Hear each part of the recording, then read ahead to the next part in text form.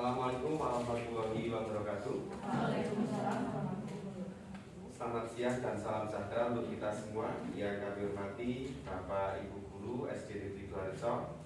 Alhamdulillah, puji syukur kehadirat Allah Subhanahu wa taala, Tuhan Yang Maha Esa, yang telah melimpahkan rahmat dan hidayah pada kita semua, sehingga pada kesempatan siang hari ini kita masih diberi kesehatan untuk melaksanakan tugas kedinasan dengan tidak ada halangan suatu apapun. Amin.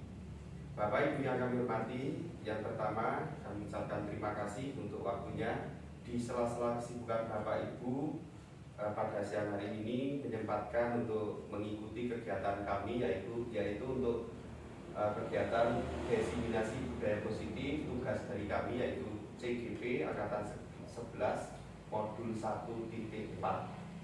Ini untuk tugas, yaitu untuk yang pada siang hari ini adalah saya untuk mendiseminasikan untuk tugas budaya positif. Bapak Ibu yang kami hormati, untuk susunan kegiatan pada siang hari ini, yang pertama nanti ada pembukaan, kemudian ada penyampaian materi, diskusi dan tanya jawab, yang selanjutnya refleksi, dan terakhir penutup. Untuk acara pertama, pembukaan, mari kita buka acara pada siang hari ini. Untuk yang muslim kami antarkan dengan bacaan basmalah dan dengan tidak mengurangi rasa hormat bagi yang non muslim untuk menyelesaikan. Bismillahirrahmanirrahim. Terima kasih. Yang selanjutnya Bapak Ibu yang kami hormati, untuk tujuan diseminasi pada siang hari ini yaitu untuk yang pertama, berbagi pemahaman terhadap konsep-konsep kunci dalam modul budaya positif, yaitu perubahan paradigma belajar, disiplin positif, motivasi perilaku manusia, kebutuhan dasar, posisi kontrol restitusi, kemudian keyakinan luas dan segitiga restitusi. Berbagi pengalaman pembelajaran yang Anda dapat setelah menerapkan konsep-konsep kunci tersebut, baik di kelas dan atau di rumah Anda. Yang selanjutnya, konsep kunci modul 1.4 budaya positif. Yang pertama adalah disiplin positif, kedua motivasi perilaku manusia, ketiga kebutuhan dasar, keempat posisi kontrol, yang kelima keyakinan kelas, dan segitiga restitusi. Bahwa untuk kunci konsep ini nanti akan dijelaskan di materi-materi yang akan kami tayangkan di slide selanjutnya. Nah, ini Bapak Ibu, untuk disiplin positif, Bapak pendidikan kita atau pendidikan kita Ki Hajar Dewantara menyatakan bahwa di mana ada kemerdekaan, disitulah harus ada disiplin yang kuat. Sungguh pun disiplin itu bersifat self-disiplin, yaitu kita sendiri yang diwajibkan kita dengan sekeras-kerasnya. Tetapi itu sama saja, sebab jikalau kita tidak cakap melakukan self-disiplin atau disiplin diri, wajiblah penguasa lain untuk mendisiplinkan diri kita. Dan peraturan demikian itulah harus ada di dalam suasana yang merdeka. Ini diambil dari atau dikutip dari Ki Hajar Dewantara, Pemikiran, Konsepsi, Keteladanan, Sikap Merdeka dan Cetakan kelima tahun 2013, halaman 470. Bapak Ibu, di sini juga Dian Gosen dalam bukunya Restoring School Discipline tahun 2001, dia menyatakan bahwa arti dari kata disiplin berarti berasal dari kata atau bahasa Latin yang disciplina, yang artinya belajar. Untuk menjadi seorang murid atau pengikut, seorang harus paham betul alasan mengapa mereka mengikuti suatu aliran atau ajaran tertentu, sehingga motivasi yang terbangun adalah motivasi intrinsik, bukan ekstrinsik. Sebagai pendidik, tujuan kita adalah menciptakan anak-anak yang memiliki disiplin diri, sehingga mereka bisa berperilaku dengan mengacu pada nilai-nilai kebajikan universal dan memiliki motivasi intrinsik dan bukan ekstrinsik. Jadi Bapak Ibu, kita sebagai pendidik, tujuan kita yang paling utama yaitu mendisiplinkan anak-anak agar bisa berperilaku dengan mengacu pada nilai-nilai kebajikan universal. Kebajikan universal adalah kebajikan umum. Jadi untuk disiplin untuk anak-anak yang nantinya adalah disiplin umum terkait dengan disiplin di sekolah, ada berbagai aturan-aturan yang harus anak-anak ikuti. Dan untuk memiliki motivasi intrinsik dari diri siswa, bukan dari ekstrinsik atau di luar siswa. Yang selanjutnya untuk nilai-nilai kebajikan, yang tadi ada kebajikan universal, disiplin sebagai bentuk kontrol diri, yaitu belajar untuk kontrol diri agar dapat mencapai suatu tujuan mulia. Tujuan mulia di sini mengacu pada nilai-nilai atau prinsip mulia yang dianut seseorang. Kita namakan nilai-nilai tersebut sebagai nilai-nilai kebajikan atau virtus yang universal.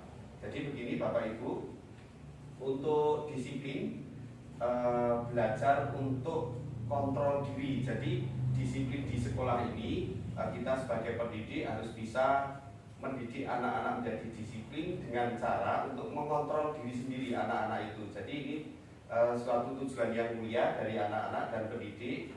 Kemudian itu bisa mengacu pada nilai-nilai atau prinsip juga yang mulia yang dianut seseorang. Jadi seseorang itu mempunyai istilahnya kontrol diri sebagai nilai-nilai kebajikan yang universal atau umum. Yang selanjutnya, nilai-nilai kebajikan adalah nilai-nilai positif manusia yang merupakan tujuan mulia yang ingin dicapai setiap individu, seperti yang telah ditemukan atau dikemukakan oleh Dr. William Glasser pada teori kontrol tahun 1984, menyatakan bahwa setiap perbuatan memiliki suatu tujuan. Dan selanjutnya, Dian Gossen 1998 mengemukakan bahwa dengan mengaitkan nilai-nilai kebajikan yang diyakini seseorang, maka motivasi intrinsiknya akan terbangun, sehingga menggerakkan motivasi dari dalam untuk dapat mencapai tujuan yang diinginkan. Jadi motivasi dari intrinsik itu motivasi yang timbul dari diri sendiri, bahwa seseorang itu melakukan sesuatu atau perbuatan, setiap perbuatan pasti mempunyai tujuan. Kita sebagai pendidik, kita berangkat dari rumah mempunyai tujuan, yaitu untuk mendidik anak-anak di sekolah yang nantinya anak-anak itu akan berhasil dari segi akademik maupun non-akademik. Bapak Ibu, untuk nilai-nilai kebajikan ini harus disesuaikan juga dengan profil pelajar Pancasila sesuai dengan kurikulum Merdeka untuk tahun ini. Yang pertama, untuk profil pelajar Pancasila yaitu untuk yang warna kuning itu beriman, bertakwa kepada Tuhan Yang Maha Esa dan berakhlak mulia. Kemudian berkebinekaan global, gotong royong, kreatif, bernalar kritis, dan mandiri.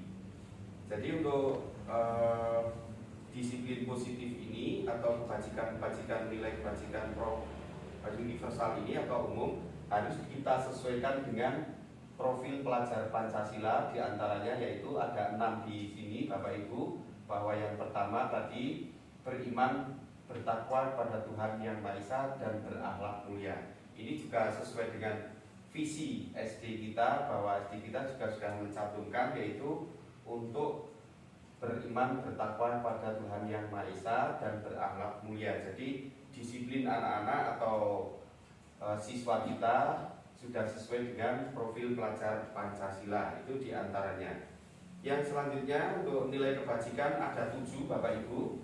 Nilai kebajikan ada 7. Yang pertama empati, kedua suara hati, ketiga kontrol diri, keempat rasa hormat, 5 kebaikan, keenam toleransi, keadilan, itu yang ke-7.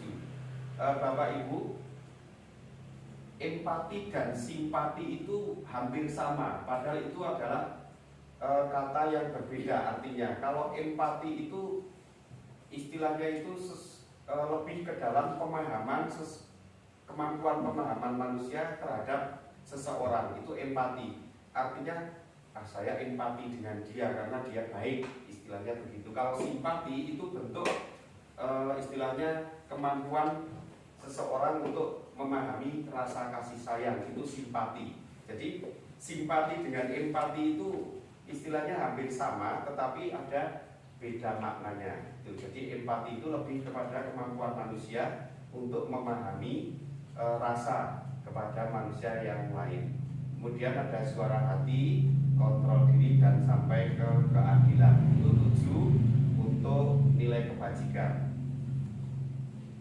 Selanjutnya Bapak Ibu, dari ketujuh nilai kebajikan itu saya jabarkan dari peduli, rajin, integritas, kemudian rasa hormat. Jadi nanti peduli itu ada beberapa kata atau arti-artinya yang masuk di dalam kategori kata-kata peduli itu, dan istilahnya keterkaitan dengan kata-kata peduli ada rajin, integritas, dan rasa hormat. Yang pertama adalah peduli. Peduli itu keterus-terangan, itu termasuk diambil dari makna peduli. Kemudian kebersihan, contoh anak-anak kita disuruh untuk membersihkan dari kelas, kemudian depan kelas, lingkungan sekolah, kemudian dari lingkungan luar sekolah, itu termasuk kebersihan. Nah, itu masuk di kategori atau nilai kebajikan peduli. Kemudian komitmen, belas kasih, percaya diri, belas kasih, bertujuan, tenggang rasa, gotong royong. Nah, itu masuk pada nilai kebajikan yaitu peduli. Kemudian rajin. Rajin ada nilai kebajikan diantaranya yaitu keberanian, kesantunan, kreatif, semangat, kedermawan, kejujuran, dermawan, harga diri, dan rendah hati. Itu termasuk dari nilai-nilai kebajikan rajin. Itu termasuk semangat. Nah, semangat ini kita sebagai pendidik tidak henti-hentinya untuk mengingatkan anak-anak kita di kelas maupun di luar kelas untuk selalu rajin belajar, untuk semangat belajar. Jadi nilai kebajikan semangat dan rajin adalah saling keterkaitan. Yang selanjutnya integritas. Ada kebahagiaan, keadilan, baik hati, kesetiaan, berprinsip, bersahaja, keteraturan, kedamaian, keteguhan hati. Ini masuk pada integritas. Kemudian ada nilai kebajikan rasa hormat. Ini termasuk dari tanggung jawab, pengabdian, bijaksana, bersyukur, toleransi, percaya, lurus hati, ketegasan, dan pengertian. Nah, rasa hormat, tanggung jawab itu misalkan Bapak Ibu memberi tugas atau PR kepada siswa, kemudian siswa mengerjakan, berarti itu termasuk tanggung jawab dari siswa kita, termasuk rasa hormat kepada guru kita. Kemudian bersyukur, itu termasuk juga masuk pada rasa hormat. Kemudian toleransi. Toleransi istilahnya di sini karena di SD kita ada beberapa yang memeluk agama, ada Muslim, kemudian ada Katolik, dan ada Kristen. Kemudian saling hormat menghormati, bertoleransi, masuk pada nilai kebajikan rasa hormat. Kemudian pengertian, ini termasuk juga rasa hormat. Jadi saling mengerti, misalnya ada anak ABK dengan yang anak non ABK, tidak ABK, itu juga saling pengertian. Ini termasuk juga masuk pada nilai kebajikan yaitu rasa hormat. Bapak Ibu yang kami hormati, untuk selanjutnya ada 3 motivasi manusia menurut Dian Goosen. Yang pertama yaitu untuk menghindari ketidaknyamanan atau hukuman. Kedua, untuk mendapatkan imbalan atau penghargaan dari orang lain. Yang ketiga, untuk menjadi orang yang mereka inginkan dan menghargai diri sendiri dengan nilai-nilai yang mereka percaya. Jadi ini kami jabarkan.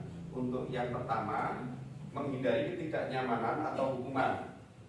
Definisinya adalah tingkat kerendahan dari motivasi perilaku manusia. Biasanya orang yang motivasi perilakunya untuk menghindari hukuman atau ketidaknyamanan akan bertanya, apa yang akan terjadi apabila saya tidak melakukannya? Sebenarnya mereka sedang menghindari permasalahan yang mungkin muncul dan berpengaruh pada mereka secara fisik, psikologis, maupun tidak terpenuhinya kebutuhan mereka bila mereka tidak melakukan tindakan tersebut. Ini motivasi ini bersifat eksternal, jadi berasal dari luar.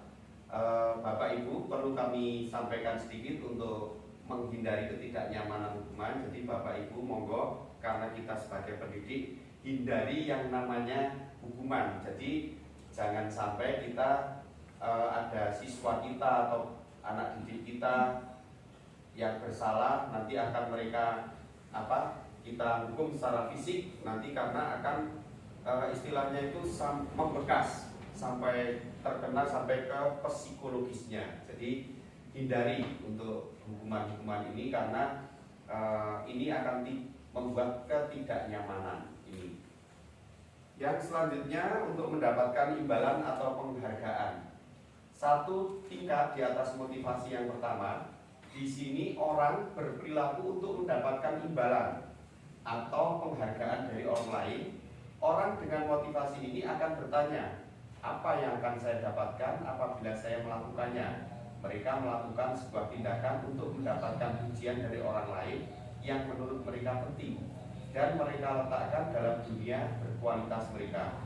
Mereka juga melakukan sesuatu yang untuk mendapatkan hadiah, pengakuan atau imbalan. Motivasi ini juga bersifat eksternal. Jadi Bapak Ibu, kalau memberi penghargaan jangan terlalu berlebihan.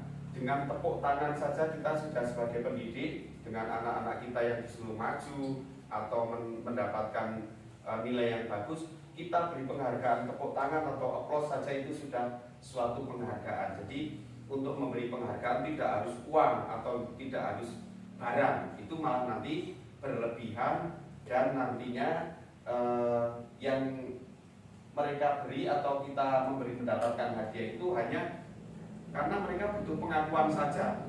Beri aplaus saja sudah beri pengakuan, kita beri pengakuan karena Indonesia itu akan istilahnya terlalu berat memberi tepuk tangan. Kalau belum disuruh silakan tepuk tangan baru tepuk tangan, kalau belum disuruh tepuk tangan kadang diam. Nah ini termasuk untuk mendapat imbalan atau penghargaan di sini untuk mendapatkan pengakuan. Jadi anak-anak didik kita yang maju, setelah maju presentasi atau membaca atau mengerjakan tugas di papan tulis, duduk kita beri aplaus atau tepuk tangan, itu sudah suatu pengakuan atau imbalan.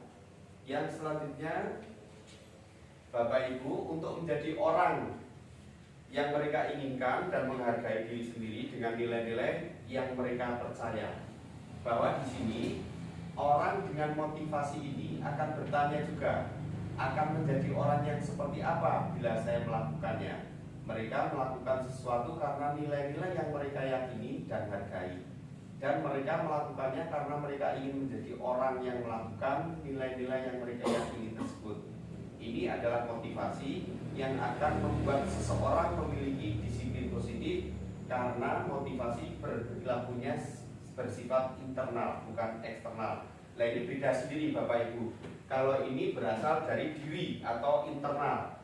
Jadi Bapak Ibu, untuk menjadi orang yang mereka inginkan dan menghargai diri sendiri, ini Bapak Ibu bisa memotivasi yang akan membuat seseorang memiliki disiplin positif, karena motivasi dari diri sendiri. Jadi timbul karena diri sendiri. Disiplin itu tidak Bapak Ibu suruh, tidak dari guru yang menyuruh, tapi sudah pembiasaan. Jadi ini termasuk muncul dari perilakunya sendiri atau bersifat internal, bukan dari paksaan, bukan dari teman atau bukan dari guru. Jadi Bapak Ibu, ini adalah yang bersifat internal. Mungkin Bapak Ibu nantinya bisa dipraktekkan di keseharian Bapak Ibu, pembiasaan ini. Monggo nanti Bapak Ibu memberi motivasi kepada siswa kita untuk disiplin itu tumbuh dari diri kita, bukan karena paksaan. Mas kayak itu disapu, itu dibersihkan, tapi memiliki disiplin positif karena dari diri sendiri. Kemudian Bapak Ibu, untuk hukuman, konsekuensi, dan restitusi, ini juga ada perbedaannya. Nah ini ada, apakah perbedaan hukuman, konsekuensi, dan restitusi? Jadi ada 3, hukuman, konsekuensi, dan restitusi. Nah di sini akan kami sampaikan. Untuk yang pertama yaitu hukuman. Ini Bapak Ibu, untuk hukuman itu bersifat tidak terencana atau tiba-tiba. Anak atau murid kita tidak tahu apa yang akan terjadi dan tidak dilibatkan hukuman bersifat satu arah dari pihak guru yang memberikan, dan murid hanya menerima suatu hukuman tanpa melalui suatu kesepakatan atau pengarahan dari pihak guru, baik sebelum dan sesudahnya. Hukuman yang diberikan bisa berupa fisik maupun psikis. Murid atau anak disakiti oleh suatu perbuatan atau kata-kata. Bapak Ibu, tadi di awal sudah saya sampaikan bahwa untuk hukuman silakan Bapak Ibu hindari sekali lagi, karena ini yang nantinya akan membekas di anak, baik nanti secara psikologis maupun di fisiknya. Jadi monggo, karena ini juga hukuman bersifat tidak terencana atau tiba-tiba, kadang Bapak Ibu secara spontan refleks, saking jengkele anak tidak mengerjakan tugas, anak berjalan terus berlari-lari di kelas, Bapak Ibu muncul emosi atau secara tiba-tiba keluar. Nah, itu termasuk sudah nada tinggi, itu saja sudah termasuk hukuman. Jadi monggo Bapak Ibu hindari yang namanya hukuman, karena hukuman ini yang paling kadang ibu bapak tidak terasa, yang muncul secara tiba-tiba di kelas. Kadang secara spontan Bapak Ibu keluar sana, kamu tidak usah mengikuti pelajaran. Nah, itu termasuk hukuman. Nah, hukuman ini diberikan bisa berupa fisik maupun psikis. Nah, ini termasuk psikis dengan nada atau suara yang tinggi. Bapak Ibu kadang membentak anak, itu juga membekas sampai lulus SD, itu akan membekas. Wah, dulu pernah dimarahi oleh Bu Felisa, dulu pernah dimarahi oleh Bu Lia, kadang dibentak. Nah, itu kadang anak masih ingat, walaupun guru sudah tidak ingat, tapi anak masih membekas. Nah, ini monggo nanti untuk hukuman ini sebaiknya kita hindari biar anak-anak itu nyaman, dan nanti untuk psikisnya itu juga tidak terganggu sampai besar nanti. Itu Bapak Ibu tentang hukuman. Yang selanjutnya tentang konsekuensi. Jadi hukuman dengan konsekuensi itu hampir sama. Nah, konsekuensi sudah terencana. Kalau tadi hukuman tidak terencana, muncul tiba-tiba atau dengan refleks. Kalau konsekuensi itu sudah terencana atau sudah disepakati, sudah dibahas dan disetujui oleh murid dan guru. Tetapi Bapak Ibu perlu Bapak Ibu ketahui, walaupun sudah disepakati, itu pun harus dievaluasi oleh Bapak Ibu.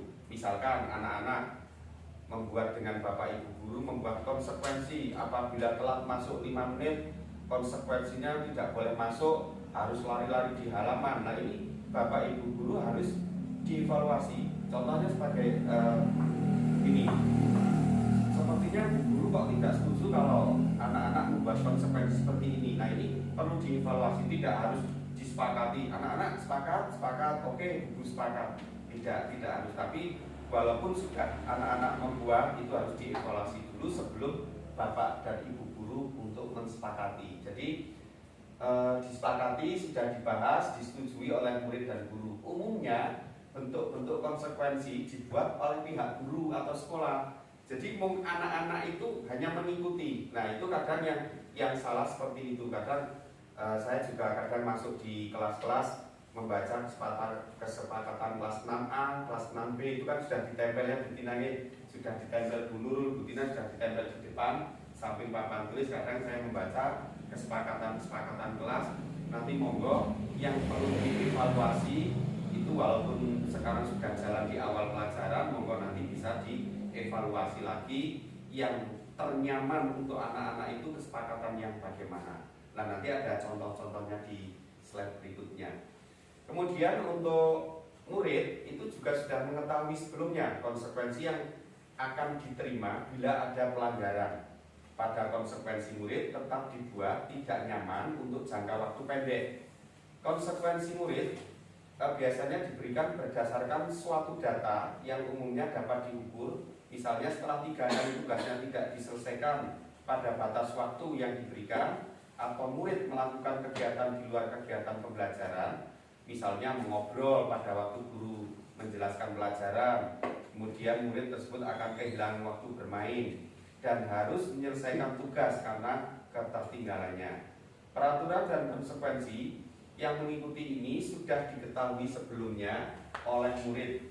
Sikap guru di sini senantiasa memonitor murid. Jadi Bapak Ibu, monggo untuk konsekuensi ini itu beda dengan hukuman. Hanya bedanya hukuman tidak terencana, kalau konsekuensi ini sudah direncanakan. Di antaranya ada beberapa yang terkait atau pihak-pihak yang terkait dengan pembuatan kesepakatan. Di antaranya nanti adalah guru kelas, nanti ada murid kalau kesepakatan di kelas. Kalau kesepakatan sekolah itu ada melibatkan beberapa pihak terkait termasuk di luar sekolah yaitu komite itu juga terkait, kemudian orang tua.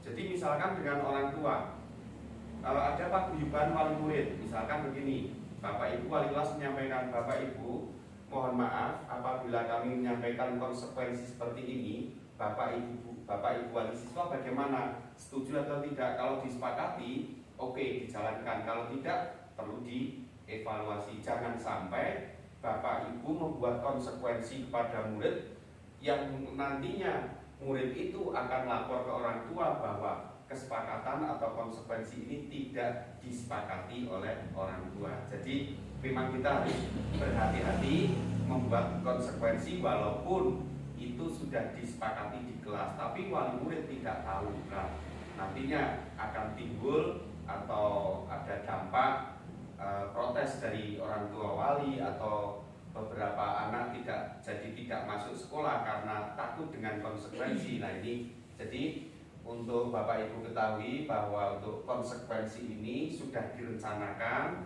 untuk kesepakatan kelas, semoga nanti bisa dievaluasi. Nah ini seperti tadi contohnya 3 kali atau 3 kali tugasnya tidak diselesaikan, nanti konsekuensinya apa? Misalkan Bapak Ibu guru sedang menjelaskan pelajaran kok ada yang ngobrol, konsekuensinya seperti apa dan yang lainnya. Kemudian kita lanjutkan untuk restitusi. Nah, ini restitusi adalah termasuk langkah terakhir untuk pengambilan keputusan. Ini restitusi itu kalau bahasa mudahnya saya itu cara ini anak dilatih untuk mengambil atau membuat solusi dirinya untuk cara ini pun apa evaluasi diri, salahnya itu kenapa, kemudian nanti bisa untuk cara solusinya, mencari solusinya bagaimana, dan perbaikannya akan bagaimana. Jadi restitusi ini adalah proses menciptakan kondisi bagi murid untuk memperbaiki kesalahan mereka sehingga mereka bisa kembali pada kelompok mereka dengan karakter yang lebih kuat. Ini diambil dari Gosen tahun 2004. Restitusi juga merupakan proses kolaboratif kerjasama yang mengajarkan murid untuk mencari solusi untuk masalah mereka dan membantu murid berpikir tentang orang seperti apa yang mereka inginkan dan bagaimana mereka memperlakukan orang lain. Nah ini restitusi adalah istilahnya itu pengambilan keputusan terakhir pada anak-anak. Kemarin kami sudah mencoba membuat video tentang restitusi. Kami pinjam dari kelas 6 atas nama Giovanno dan yang satunya adalah yang ikut dokter kecil kelas 5 Hamdan. Itu sudah kami coba mencari solusi dengan kesalahan yang diperbuat. Contohnya Hamdan tidak pada waktu sholat zuhur berjamaah itu guyon jawili koncone, istilahnya itu guyoni temannya. Lah nanti Hamdan itu tahu itu perbuatan salah atau tidak. Kita gali informasi dulu, yang pertama restitusi itu kita gali informasinya dulu, kemudian istilahnya itu menstabilkan identitas. Kita mencari di laporan-laporan apakah itu Hamdan betul atau tidak, bahwa pada waktu sholat zuhur berjamaah kok itu bergurau, istilahnya bluet temannya itu pada waktu sholat. Nah setelah itu, setelah menstabilkan identitas, yang kedua yaitu dengan anak itu nanti bisa saja kita kolaborasi. Anak melatih validasi tindakan dulu. Anak salahnya di mana? Kenapa kok salah? Nah itu kenapa kamu melakukan seperti ini? Apakah itu tindakannya salah atau benar? Nah, anak nanti tahu. Misalkan iya Pak, itu tindakan yang salah, saya tidak akan mengulangi lagi. Kemudian yang terakhir itu menanyakan tentang keyakinan kelasnya yang tadi kita buat bersama-sama atau keyakinan sekolahnya. Nah nanti anak itu apakah itu sudah masuk di keyakinan kelas atau di keyakinan sekolah? Tidak Pak, belum Pak. Nah kalau belum, berarti anak itu memang harus belajar untuk menemukan solusi, dibantu oleh Bapak Ibu. Jadi murid untuk mencari solusi masalah mereka dan membantu untuk murid berpikir seperti apa yang mereka inginkan. Nah, misalkan pada keyakinan kelas kita tanya, Misalkan Hamdan, untuk solusi selanjutnya untuk Hamdan bagaimana? Misalkan Hamdan menjawab, ya Pak, saya mau memperbaiki, saya tidak akan membuat kesalahan lagi, saya ingin menjadi anak yang baik. Nah kemudian guru menguatkan, baik kalau begitu Hamdan sudah tahu apa yang Hamdan lakukan itu salah. Kemudian nanti Hamdan untuk kedepannya jangan sampai berbuat kesalahan lagi. Nah itu termasuk pada restitusi. Itu proses menciptakan kondisi bagi murid untuk memperbaiki kesalahan mereka.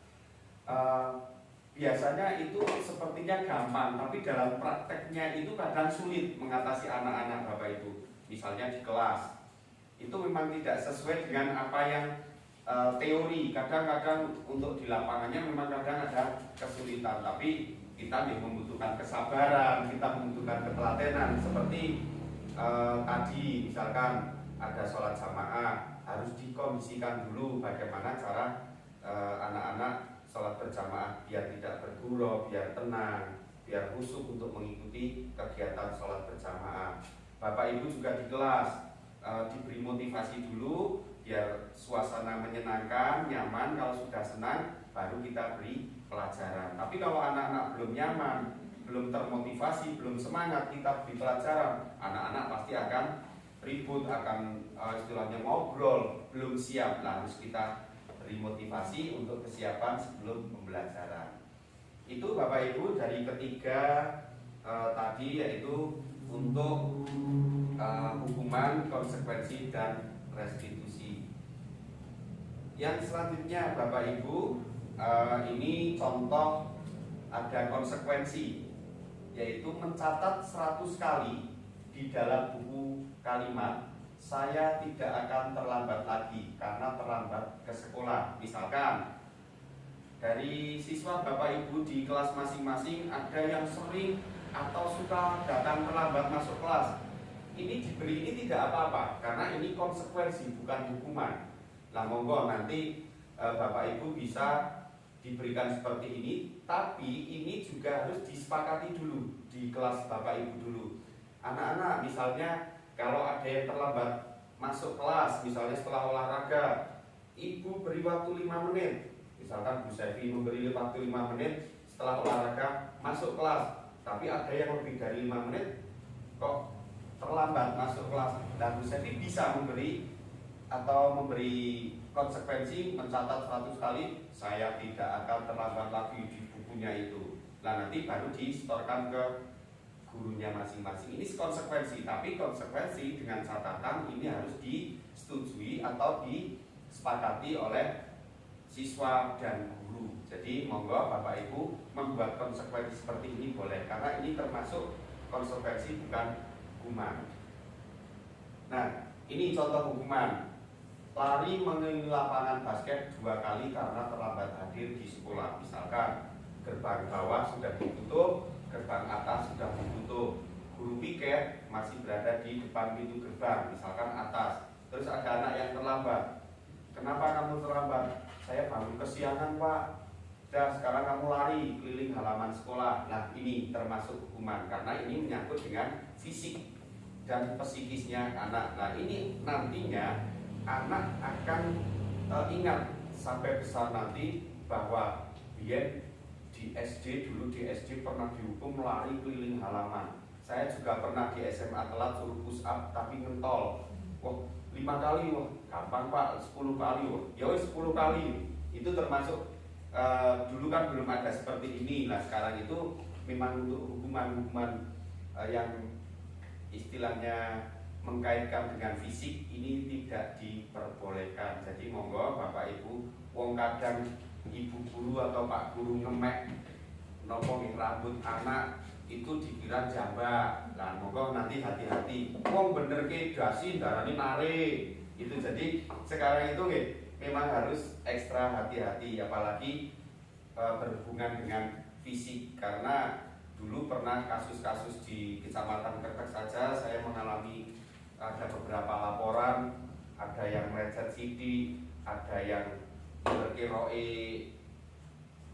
temannya itu sampai masuk ke ranah hukum. Jadi monggo Bapak Ibu di kelas sangat hati-hati, ekstra hati-hati karena sekarang untuk media sosial itu sangat cepat untuk informasi-informasi, apalagi yang terkait dengan kita di pendidikan, dengan wali siswa itu kadang antara di sekolah dengan laporan-laporan di rumah itu berbeda. Jadi anak-anak itu kadang sudah pinter-pinter, dibenerke rambutnya, benerke topi ini, benerke das ini, itu katanya narik di menceng-menceng, rambutnya ditarik-tarik, kupingnya dicewek, lah itu harus hati-hati. Ini Bapak Ibu sebagai contoh, lari mengelilingi lapangan adalah termasuk hukuman. Berbeda dengan guru olahraga. Nah ini kami sampaikan sekaligus untuk guru olahraga, misalkan Bu Ervin menyuruh baris anak-anak, silakan ganti baju 5 menit. Setelah 5 menit langsung menuju barisan, ada yang terlambat, silakan kamu lari. Itu tidak apa-apa, itu termasuk konsekuensi bukan hukuman karena itu terjadi pada waktu olahraga. Tapi kalau terlambat sekolah, tidak mengerjakan tugas, disuruh mengelilingi lapangan, ini termasuk hukuman. Nah, ini Bapak Ibu, kalau misalkan ada contoh membersihkan coretan yang dibuatnya di meja tulis, misalkan anak-anak pakai tip X, terus coret-coret meja, kemudian disuruh membersihkan, itu kira-kira konsekuensi apa hukuman? Konsekuensi, karena membersihkan coretan yang dibuatnya anak itu di meja tulis, jadi hanya untuk membersihkan, tidak terkait dengan fisik. Ini termasuk konsekuensi. Kemudian murid diminta untuk push up. Nah ini langsung berkaitan dengan fisik juga, 15 kali kalau tidak menggunakan masker ke sekolah. Misalkan anak batuk, sekarang juga kemarin saya juga melihat sendiri masih ada anak yang menggunakan masker, misalkan batuk atau sedang flu. Itu kok tidak pakai masker disuruh push up, ini udah jelas apa Bapak Ibu? Hukuman. Nah ini, jadi Bapak Ibu tadi sudah kami jelaskan bahwa antara hukuman, konsekuensi, dan restitusi ini ada perbedaan yang sangat menonjol antara hukuman itu tidak berencana atau terencana, kemudian konsekuensi atau restitusi ini. Kemudian Bapak Ibu pembentukan keyakinan kelas. Nah ini, mengapa keyakinan kelas harus dibuat? Mengapa tidak peraturan kelas? Nah ini ada perbedaan keyakinan kelas dengan peraturan kelas. Nah ini Bapak Ibu, sebelum ke definisi peraturan kelas dan keyakinan kelas, ini ada jawablah pertanyaan-pertanyaan berikut. Mengapa kita memiliki peraturan tentang penggunaan helm pada saat mengendara atau kendaraan roda 2 atau motor? Bapak Ibu pasti jawabannya untuk keselamatan. Nah ini kemungkinan jawaban Anda adalah untuk keselamatan. Mengapa kita memiliki peraturan tentang penggunaan masker atau mencuci tangan setiap saat? Nah ini kemungkinan jawaban Bapak Ibu atau Anda adalah untuk kesehatan atau keselamatan. Nah, nilai-nilai keselamatan atau kesehatan inilah yang kita sebut sebagai suatu keyakinan. Jadi kalau kita berkendara menggunakan sepeda motor, menggunakan helm, kita yakin kita akan selamat. Padahal belum tentu. Apes-apes orang helmnya tidak dicekleke, tidak dicakoke. Nah itu nanti helmnya akan lepas. Tapi kita dari rumah sudah menggunakan helm, kita yakin wah kita akan selamat. Padahal belum tentu. Nah ini suatu keyakinan. Nah ini nilai-nilai keselamatan atau kesehatan inilah yang kita sebut sebagai keyakinan. Dulu pada waktu zaman corona, manusia itu setiap hari disuruh cuci tangan, kemudian memakai masker. Nah bahwa yang cuci tangan dan menggunakan masker yakin dia akan selamat, padahal belum tentu. Dia meninggal karena corona. Terus orang-orang, padahal orang itu rajin cuci tangan, menggunakan masker setiap hari, padahal menggunakan masker karena ketakutan, belum tentu karena demi kesehatan. Nah ini bahwa mereka yakin, mereka kalau cuci tangan terus, kalau menggunakan masker, yakin dia akan selamat, padahal belum tentu. Lah ini yang disebut keyakinan. Nanti antara keyakinan dan peraturan itu akan berbeda. Nah ini Bapak Ibu, Suatu keyakinan itu adalah nilai-nilai kebajikan universal yang disepakati secara tersirat dan tersurat. Tersirat itu artinya dari dalam, tersurat itu artinya dari luar. Ini materi bahasa Indonesia di kelas 6. Masih Bu Tina? Bahasa Indonesia tersirat dan tersurat. Ini materi di bahasa Indonesia. Lepas dari latar belakang suku, negara, bahasa maupun agama. Seperti yang sudah disampaikan tentang nilai-nilai kebajikan, bahwa menekankan pada keyakinan seseorang akan lebih memotivasi seseorang dari dalam. Seseorang akan lebih tergerak dan semangat untuk menjalankan keyakinannya daripada hanya sekedar mengikuti serangkaian peraturan tertulis tanpa makna. Jadi orang itu yakin kok kalau saya menggunakan helm saya akan selamat, menghiraukan peraturan, padahal itu peraturan, sudah peraturan kalau berkendara membawa SIM, STNK, kemudian kelengkapan helm. Jadi orang itu kadang keyakinannya saya pakai helm, yang pertama adalah selamat, yang kedua biar tidak ditilang. Itu yakin, padahal tidak bawa SIM, STNK itu juga akan ditilang. Jadi ini nilai-nilai kebajikan bahwa menekankan seseorang ini termotivasinya untuk tergeraknya bersemangat untuk menjalankan keyakinannya daripada mengikuti serangkaian peraturan tertulis. Jadi peraturan tertulis kadang diabaikan itu. Jadi seperti itu. Tertulis tanpa makna, kadang peraturan itu tidak ada artinya. Nah, murid-murid pun demikian. Mereka perlu mendengarkan dan memahami arti sesungguhnya tentang peraturan-peraturan yang diberikan, apa nilai-nilai kebajikan di balik peraturan tersebut, apa tujuan utamanya, dan menjadi tidak tertarik atau takut sehingga hanya sekedar mengikuti serangkaian peraturan-peraturan yang mengatur mereka tanpa memahami tujuan mulianya. Seperti kita setiap hari kadang menegur anak yang jajan di luar, itu sudah peraturan sekolah, tetapi anak itu yakin lah, nek orang bapak ibu guru nyong orang seneni, saya tidak dimarahi. Padahal itu peraturan. Nah, sering bapak ibu sebagai pembina upacara kadang menekankan, karena itu sudah peraturan sekolah, anak-anak tidak boleh jajan di luar. Nah, itu sudah ditekankan seperti itu pun kadang anak-anak saja diabaikan. Orang-orang maknane, sing penting ora konangan pak guru aman. Nah, itu serangkaian seperti itu peraturan-peraturan yang hanya diabaikan. Tetapi anak-anak itu yakinnya apa? Ini. Nah, yakinnya serangkaian peraturan-peraturan mengatur mereka tanpa memahami tujuan mulianya. Padahal tujuan dari sekolah itu, apabila ada jajan yang di luar kok kurang sehat dan penjual sudah pergi, itu menjadi resiko sekolah dan beresiko kepada anak-anak. Kita mau mencari penjualnya sudah tidak ada, padahal penjualnya itu menjual jajanan-jajanan yang misalkan warna, kemudian ada campuran-campuran zat kimia, kemudian yang membuat anak perutnya menjadi sakit. Nah, ini jadi tujuannya dari sekolah adalah itu, tapi kadang itu aturan-aturan dari sekolah, dari bapak ibu di kelas kadang diabaikan, dan menurut anak itu tidak ada maknanya. Nah, itu makanya monggo nanti untuk murid kita itu juga harus diberi pemahaman. Peraturan itu artinya apa sesungguhnya, bukan hanya keyakinan tapi peraturan. Bapak Ibu, ini untuk contoh pembentukan keyakinan kelas. Yang pertama yaitu keyakinan kelas bersifat lebih abstrak daripada peraturan, yang lebih rinci dan konkret. Kedua, keyakinan kelas berupa pernyataan-pernyataan universal atau umum.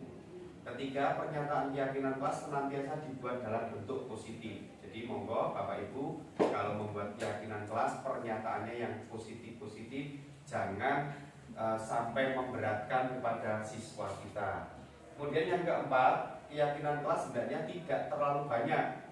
Kalau tadi kira-kira kalau 100 itu terlalu banyak, ya dievaluasi 10 lah, tidak usah. Saya tidak akan datang terlambat lagi ke sekolah, itu membuatnya 10. Kalau misalnya sudah kelas tinggi 20, biar ada istilahnya efek jerahnya seperti itu. Nah, Ini keyakinan kelas hendaknya tidak terlalu banyak sehingga mudah diingat dan dipahami oleh semua warga kelas. Kemudian keyakinan kelas sebaiknya sesuatu yang dapat diterapkan di lingkungan tersebut. Misalkan kita berada di lingkungan bermata pencaharian mayoritas pertanian atau di wilayah pegunungan, kita juga harus melihat lingkungan kita membuat keyakinan-keyakinan ini. Jadi keyakinan kelas gitu, nanti sebaiknya dikondisikan dengan lingkungan. Selanjutnya, semua warga kelas hendaknya ikut berkontribusi dalam pembuatan keyakinan kelas lewat kegiatan curah pendapat. Nah, tadi sudah saya sampaikan di awal bahwa kita bisa melibatkan dari pihak-pihak terkait, diantaranya komite juga termasuk, dan Bapak Ibu wali siswa. Nah, ini bisa dilibatkan untuk keyakinan kelas lewat kegiatan curah pendapat. Pada waktu Bapak Ibu mengumpulkan wali siswa, paguyuban, monggo bisa dibuat keyakinan kelas dan nanti akan disepakati oleh siswa. Kemudian Bapak Ibu wali kelas, jangan sampai nanti Bapak Ibu guru menerapkan keyakinan di kelas masing-masing masih timbul kontroversi. Jadi nanti belum disepakati. Jadi lewat kegiatan curah pendapat itu bisa dilaksanakan. Kemudian bersedia meninjau kembali keyakinan kelas dari waktu ke waktu. Contoh, keyakinan kelas itu dirasa memberatkan oleh anak-anak, itu bisa dievaluasi atau ditinjau ulang. Kita ganti saja, mau apa, monggo nanti bisa bercurah pendapat dengan anak-anak atau wali siswa, karena dirasa kok itu keyakinan kelasnya itu memberatkan. Jadi bisa itu di keyakinan kelas ditinjau kembali dari waktu ke waktu. Misalkan 1 bulan ada kesepakatan kelas lagi, ada keyakinan kelas lagi membuat itu Bapak Ibu. Kemudian ini mari kita berlatih kembali. Contoh ada dilarang mengganggu orang lain. Yang kedua, berjalan di kelas atau koridor menggunakan masker. Nah, itu dilarang mengganggu orang lain. Itu tadi termasuk dalam nilai-nilai kebajikan, ada peduli, kemudian tadi ada rajin, kemudian ada integritas, ada tanggung jawab. Nah, ini dilarang mengganggu orang lain. Ini termasuk nilai kebajikan pada apa ini Bapak Ibu? Dilarang mengganggu orang lain atau rasa hormat itu. Rasa hormat menghormati. Ini dilarang mengganggu orang lain termasuk menghormati. Kemudian berjalan di kelas atau koridor, disiplin. Kemudian menggunakan masker. Tadi ada disiplin, ada tanggung jawab, ada menghormati. Ini juga masuk menghormati juga nih, karena misalkan sedang flu, dia sedang batuk menggunakan masker, dia juga peduli dengan orang lain, menghormati orang lain karena merasa dirinya sedang sakit. Jadi agar tidak menular ke orang lain ini. Kemudian Bapak Ibu, pembentukan kelas ini bisa yang pertama menggali peraturan yang disepakati, kemudian mengubah peraturan menjadi kalimat positif, menjadikan peraturan menjadi kebajikan atau keyakinan, dan kegiatan pendalaman tampak seperti atau tidak tampak, tugas saya, tugas kamu. Nah, itu harus dibentuk sesuai dengan keyakinan kelas masing-masing. Ini menggali peraturan yang disepakati. Jadi Bapak Ibu sebagai pendidik atau sebagai wali kelas di kelas masing-masing itu disampaikan, monggo Bapak Ibu menyampaikan ke anak-anak, silakan anak-anak kita membuat keyakinan kelas kita. Nanti setelah terbentuk keyakinan kelas, kita sepakati, itu digali dari anak-anak kita sendiri untuk membuat kesepakatan. Kemudian juga nantinya mengubah peraturan menjadi kalimat positif, itu juga harus disepakati. Dan sampai kegiatan pendalaman tampak seperti atau tidak tampak. Nah, ini Bapak Ibu, contoh keyakinan kelas ada disiplin, menghormati guru, menjaga kebersihan. Ini disiplin, contoh datang tepat waktu, ada gambar jam dan anak menggendong tas. Ini mau sekolah, jam ada jamnya, itu istilahnya jam itu artinya datang tepat waktu. Kemudian menghormati guru. Menghormati guru itu ada beberapa. istilahnya mendengarkan pada saat guru menjelaskan materi, kemudian tidak ngobrol, mengerjakan tugas, itu termasuk menghormati guru. Kemudian ada gambar kelas yang bersih, ini juga menjaga kebersihan. Ini bisa Bapak Ibu dibuat di kelas masing-masing. Contoh keyakinan seperti ini, disiplin, menghormati guru, menjaga kebersihan. Di gambar juga boleh, nanti ada posternya pakai banner kecil, ini seperti ini juga boleh. Terus saling menyayangi, nah itu ada gambar anak kecil, contohnya di sekolah kita ada anak yang seperti Zidan, itu juga harus selain saling menyayangi juga saling mengerti atau pengertian. Itu misalkan saling menyayangi garis miring ditambah pengertian, itu juga boleh. Kemudian tanggung jawab. Nah, tanggung jawab itu ada gambar anak-anak diskusi kelompok. Jadi setiap anak itu pada waktu diskusi itu juga saling berpendapat atau saling istilahnya itu kerjasama, tanggung jawab. Tidak hanya diam, anak satu yang mengerjakan, yang lainnya diam ngobrol kemana-mana. Nah, itu termasuk tanggung jawab. Contoh lagi pada saat sholat duha, sholat jamaah duhur, kemudian ada kegiatan-kegiatan apa, ini juga harus tanggung jawab anak, harus kita perhatikan juga. Jadi disiplin diantaranya itu tanggung jawab. Kemudian tolong menolong. Nah, ini keyakinan-keyakinan kelas ini sangat penting sekali. Tolong menolong, kadang ada anak jatuh olahraga, tidak ada anak yang menolong, malah dibiarkan, malah tinggal lari. Nah, ini termasuk tolong menolong diantaranya.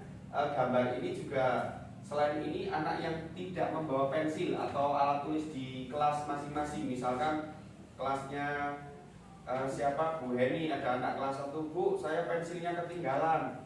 Anak spontan kita pinjami. Nah, itu termasuk tolong menolong. Nah, ini keyakinan-keyakinan kelas disampaikan ke anak-anak. Silakan tolong menolong itu banyak sekali. Anak jatuh, anak tidak membawa pensil atau anak alat tulis, juga berbagi makanan, itu juga termasuk tolong menolong. Tidak hanya tolong menolong istilahnya kok nolong anak yang jatuh, tidak, tapi berbagi makanan atau jajan itu juga termasuk tolong menolong. Nah, ini Bapak Ibu, keyakinan kelas ini bisa untuk dijadikan pedoman Bapak Ibu di kelas masing-masing.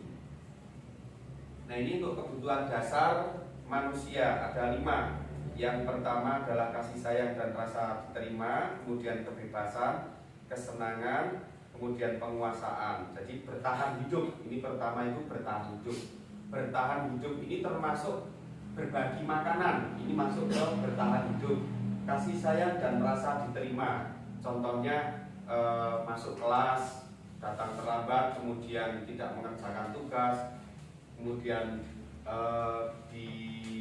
duduk di samping teman-temannya, ini juga kasih sayang dan rasa diterima. Kemudian kebebasan, ini anak-anak, Bapak Ibu sebagai pendidik di kelas masing-masing, monggo nanti diberi kebebasan. Jangan mengharuskan anak, kamu itu harus bisa matematika ini, kamu harus bisa menulis seperti ini, kamu harus bisa mengerjakan ini. Tidak, karena anak-anak itu ingin bebas, karena kurikulum sekarang adalah kurikulum yang merdeka, kebebasan. Nah, ini sangat penting, ini kebebasan ini. Kemudian kesenangan. Nah, anak-anak di dalam kelas monggo dibuat senang, karena kalau sudah menyenangkan, nah kan kita pembelajaran yang menyenangkan tambah bermakna. Nah, jadi tidak hanya menyenangkan toh, tapi nanti ditambah bermakna. Jadi pembelajaran yang bermakna, nanti anak-anak pulang, anak-anak tahu, oh tadi saya belajar ini, jadi maknanya kena kepada anak-anak. Kemudian penguasaan. Nah, jadi untuk anak-anak ini, untuk penguasaan ini, anak-anak itu bisa apa? Silakan dibebaskan. Istilahnya menguasai materi-materi apa? Tidak harus si A, si B ini harus bisa menguasai materi ini, karena setiap anak itu tingkatan untuk penguasaan atau kecerdasan atau kemampuan yang dimiliki anak ini itu berbeda-beda. Jadi ini 5 kebutuhan dasar manusia. Yang pertama adalah bertahan hidup. Ini yang pertama. Kalau sudah hidup, nanti akan kasih sayang dan rasa diterima, kemudian kebebasan, kesenangan, penguasaan akan tumbuh. Yang pertama adalah bertahan hidup ini. Bapak Ibu untuk bertahan hidup contohnya adalah seperti ini, kebutuhan yang bersifat fisiologis untuk bertahan hidup, misalnya kesehatan, rumah, makanan, nah tadi berbagi makanan. Nah ini termasuk, kemudian kebutuhan biologis sebagai bagian dari proses reproduksi termasuk kebutuhan tetap bertahan hidup. Komponen psikologis pada kebutuhan ini meliputi kebutuhan akan perasaan aman. Selanjutnya kasih sayang dan rasa diterima, ini juga kebutuhan untuk diterima. Kebutuhan ini dan 3 kebutuhan berikutnya adalah kebutuhan psikologis. Jadi kebutuhan untuk disayangi dan diterima meliputi kebutuhan yang akan hubungan dan koneksi sosial. Jadi ini di mana kita bergabung teman kerja, keluarga, teman, pasangan hidup, kemudian terhubung dengan orang lain. Ini kasih sayang dan rasa diterima kita dimanapun kita berada. Yang selanjutnya penguasaan, ini adalah kebutuhan pengakuan atas kemampuan. Jadi perbedaan itu bisa membuat pencapaian, kompeten, diakui, dihormati. Nah ini jadi semuanya anak itu memiliki kemampuan yang berbeda-beda, kompeten yang berbeda-beda, dan ini akan membutuhkan dan akan diperhatikan oleh anak-anak kita bahwa pengakuan itu atas hak-hak mereka ini bisa saja meliputi contohnya tadi kompeten, dianggap berharga, bisa membuat perbedaan, membuat pencapaian, kompeten ini diakui dan dihormati oleh semuanya. Yang selanjutnya Bapak Ibu ada 5 posisi kontrol, yaitu segitiga restitusi, kemudian 5 posisi kontrol itu yang pertama penghukum, pembuat merasa bersalah, teman, pemantau, dan manajer. Kemudian segitiga restitusi. Nah ini ada menstabilkan identitas, kemudian validasi tindakan yang salah, menanyakan keyakinan. Nah ini contoh ada kasus 1. Silakan Bapak Ibu, misalnya Gaida marah-marah karena diganggu oleh Lingga saat mengikuti pelajaran, sehingga yang memaki dan menggebrak meja Lingga. Ini misalkan pertama menstabilkan identitas dulu tadi ini, kemudian validasi tindakan yang salah, menanyakan apakah itu tindakan benar atau salah, kemudian yang ketiga menanyakan keyakinan. Monggo siapa yang akan menyampaikan kasus ini? Monggo Bapak Ibu. Bu Sadi, ya, monggo. Kasusnya Gaida marah-marah karena diganggu oleh Lingga saat mengikuti pelajaran sehingga dia memaki dan menggebrak meja Lingga. Terus ini segitiga restitusi. Iya, restitusi.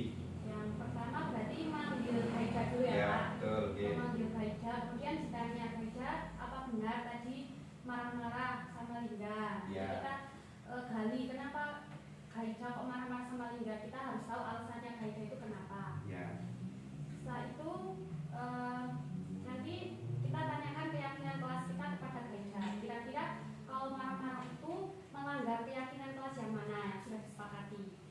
Kemudian yang terakhir kita gali pertanyaan untuk Gaida agar menemukan solusi agar besok kalau misalnya ada teman yang memaki atau membedak itu ada solusi lain nggak selain marah-marah seperti itu, Pak.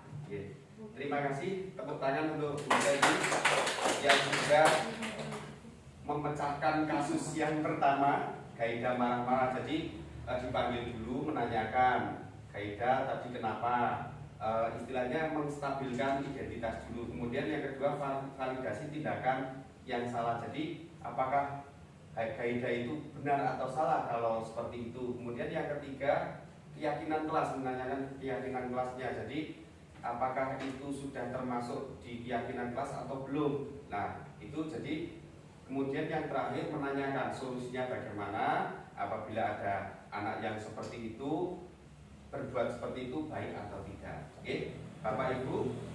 Kemudian refleksi yang terakhir adalah penutup, refleksi bahwa Bapak Ibu yang tadi kita atau saya sampaikan ini, monggo siapa yang akan mencoba merefleksikan dari tadi disiplin positif yang saya sampaikan dari awal sampai akhir tadi. Monggo dari siapa Bapak Ibu bisa menyampaikan refleksinya? Bu Tina? Oh, monggo Bu Sevi. Ya Pak, ini sangat baik sekali ya yang tadi Pak Sigit sampaikan. Materinya sangat luar biasa, terutama Bapak Sigit. Itu materi yang mungkin sudah pernah atau belum pernah bisa jadi kita tuh jadi ingat lagi gitu Pak. Nah mungkin kalau refleksi saya kalau di kelas itu memang kadang suka ngasih hukuman konsekuensi seperti itu Pak. Jadi dari yang tadi disampaikan Pak Sigit ternyata itu belum benar Pak. Jadi besok kalau misalnya ada anak yang melakukan suatu kesalahan, mungkin kedepannya saya mau mempraktekkan yang Pak Sigit tadi sudah paparkan, yaitu tentang segregasi restitusi. Terima kasih, itu refleksi dari Bu Sevi. Ada dari yang lain? Kalau tidak ada, saya tambahkan.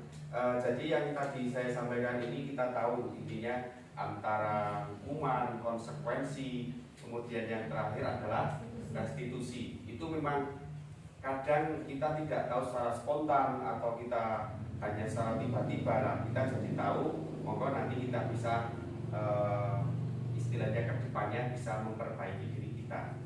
Kemudian yang terakhir penutup, Bapak Ibu, terima kasih sekali untuk acara pada siang hari ini. Terima kasih atas perhatiannya, terima kasih atas waktunya. Demikian yang kami sampaikan, ada kurang lebihnya mohon maaf. Acara mari kita tutup dengan bacaan hamdalah bersama.